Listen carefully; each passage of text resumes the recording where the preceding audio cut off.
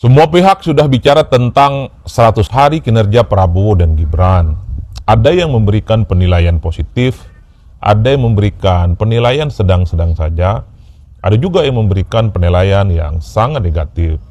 Bahkan rakyat biasa juga banyak bagaimana pendapat mereka terkait dengan 100 hari kinerja pemerintah yang seringkali dijadikan sebagai rujukan apakah pemerintah itu ada harapan atau justru sebaliknya tak ada harapan.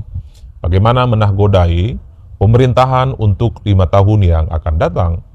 Bahkan kalangan-kalangan aktivis, pro-demokrasi, gerakan-gerakan civil society, termasuk media, silih berganti mereka tiap hari memberikan feedback, memberikan masukan, memberikan penilaian terhadap kinerja Prabowo dan Gibran. Nah, publik itu bertanya-tanya, kapan nih anggota Dewan Republik Indonesia yang sangat terhormat memberikan penilaian kepada pemerintah, memberikan raport kepada kinerja Prabowo dan Gibran di 100 hari mereka.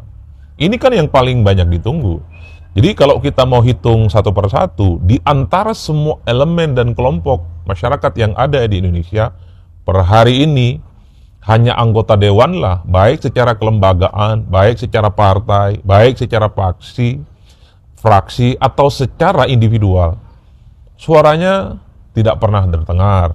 La yamutu wa la yahya, tidak hidup dan tidak mati. Padahal kita tahu bahwa anggota dewan itu adalah mereka yang memang selalu bicara atas nama rakyat. Bahkan kita sering mendengarkan mereka itu gagah dan gegap gembita ketika bicara tentang kepentingan rakyat. Mereka itu seakan-akan tidak pernah absen.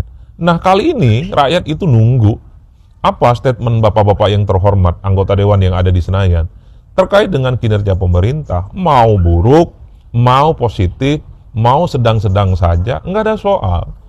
Minimal rakyat itu tahu, anggota dewan kita yang terhormat ini, yang tugas utamanya adalah memberikan pengawasan, check and balances, kepada pemerintah, itu sudah mulai tergambarkan.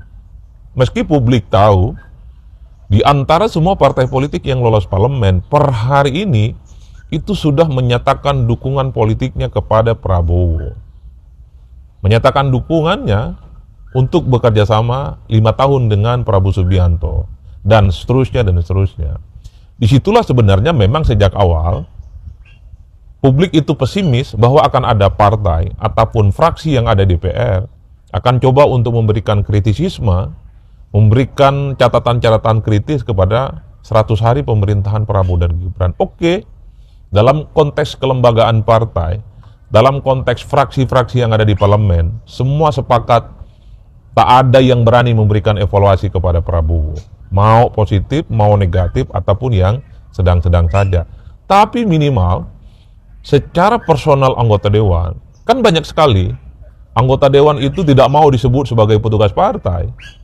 Banyak sekali anggota dewan itu yang mengatakan ketika dia terpilih sebagai anggota dewan, dia tak ada ceritanya dengan keputusan-keputusan partai. Nah, ini adalah momen pembuktian. Ayo dong anggota dewan kita yang terhormat, ketika partai Anda menyatakan tegak lurus bekerja sama dengan pemerintah, menyatakan 100% mendukung keputusan pemerintah, Anda sebagai pribadi dan individu, anggota dewan yang terpilih atas nama rakyat, bicara. Minimal Anda itu menunjukkan bahwa fungsi anggota dewan itu adalah omong-omong. Fungsi anggota dewan itu adalah bicara. Fungsi anggota dewan itu adalah menyampaikan apa adanya.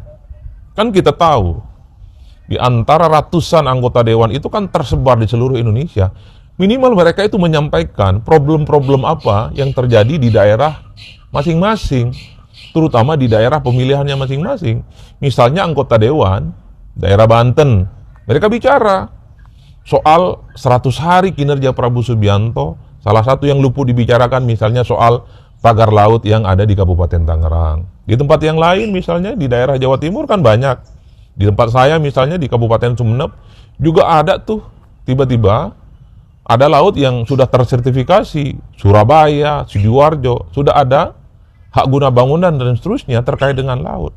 Kan orang ingin tahu bahwa sebenarnya Anda sebagai anggota dewan, apa kemudian performa politiknya yang bisa dilaporkan kepada pemerintah. Dan itu tantangan sebenarnya. Minimal rakyat itu tidak hanya melihat anggota dewan kita ini hanya terlihat gagah dan seremonial dalam acara-acara tertentu yang kelihatan paling depan membela rakyat. Kali ini adalah satu momen ketika 100 hari Prabowo Gibran 3 bulan menjadi pemimpin di Republik ini, minimal para anggota dewan ini sudah memberikan catatan-catatan kritis, konstruktif, yang kira-kira sebagai bekal perbaikan di masa-masa yang akan datang. Kan itu yang ditunjukkan. Nah, yang kedua tentu adalah sekaligus ingin menguji apakah betul anggota dewan yang terhormat secara pribadi ini berani melawan keputusan partainya. Kalau kawan-kawan anggota dewan ini tidak berani memberikan sikap dan penilaian secara pribadi, karena pada dirinya melekat anggota dewan, ya wajar kalau kemudian anggota dewan yang ada di DPR itu semuanya adalah petugas partai kok. Nggak ada yang berani melawan keputusan partainya. Nggak ada yang kemudian berani memiliki sikap dan pandangan yang berbeda dengan partainya. Itulah yang kemudian membuat orang itu ya melihat anggota dewan kita yang terhormat ini, ya sebenarnya adalah orang-orang yang sebenarnya petugas-petugas partai yang sangat tergantung bagaimana perintah partainya. Jadi itulah yang saya sebutkan. Kenapa di antara begitu banyak komponen-komponen politik di negara kita ini, aktivis, LSM, media, lembaga survei, rakyat biasa, bicara terkait dengan penilaian kinerja 100 hari Prabowo dan Gibran, tapi satu-satunya lembaga ataupun individu yang belum bicara secara terbuka adalah anggota dewan yang terhormat. Padahal kita tahu fungsi anggota dewan itu adalah parle. Parle itu yang ngomong-ngomong, memberikan masukan, memberikan kritikan kepada pemerintah. Anggota dewan itu tugasnya adalah memberikan check and balances, kasih catatan kritis 100 hari kinerja pemerintah, kasih masukan yang kemudian sifatnya membangun. Bagaimana pemerintah di masa yang akan datang itu kinerjanya bagus, dan seterusnya, dan seterusnya. Itu kan yang ditunggu. Ataupun anggota dewan itu jangan lagi hanya sami'na wa ta'na dan tegak lurus dengan sikap partai yang semuanya sudah mendukung pemerintah. Kan orang ingin menguji sejauh mana kehebatan anggota dewan yang katanya ini bukan petugas partai. Ini saatnya pembuktian bahwa anggota dewan itu bekerja atas nama rakyat, atas nama masyarakat, dan bukan atas nama kepentingan partai. Jadi karena rakyat yang kemudian menuntut itu, mestinya anggota dewan minimal lah memberikan apa penilaian-penilaian itu. Mau penilaian positif boleh, penilaian negatif juga boleh, penilaian sedang-sedang saja itu tidak boleh. Yang haram itu ketika anggota dewan tidak pernah memberikan penilaian apapun terkait dengan kinerja presiden dan wakil presiden. Lalu untuk apa jadi anggota dewan kalau tidak bicara? Lalu untuk apa menjadi anggota dewan kalau tidak pernah berani speak up terkait dengan evaluasi kinerja pemerintahan saat ini? Jadi itulah yang kemudian menurut saya mengkonfirmasi, menebalkan satu keyakinan bahwa kenapa persepsi publik cukup rendah kepada anggota dewan? Ya karena kayak gini. Ketika ada isu strategis, ketika ada isu penting, bagaimana seharusnya mereka bekerja, memberikan perimbangan politik kepada pemerintah, mereka itu diam-diam saja. Mereka itu tidak jelas bagaimana sikapnya terkait dengan penilaian 100 hari kinerja pemerintah. Jadi jangan marah-marah kalau kemudian di survei-survei yang dirilis secara terbuka, salah satu lembaga yang tingkat ketidaksukaannya itu cukup tinggi adalah lembaga kedewanan. Tentu di atas lembaga kedewanan adalah partai politik. Artinya publik melihat tingkat kepercayaan kepada partai politik yang melahirkan kader-kader menjadi anggota dewan, dan anggota dewan secara kelembagaan adalah luar lembaga yang saya kira dari dulu sampai sekarang persepsi publiknya itu sangat rendah dan sangat negatif.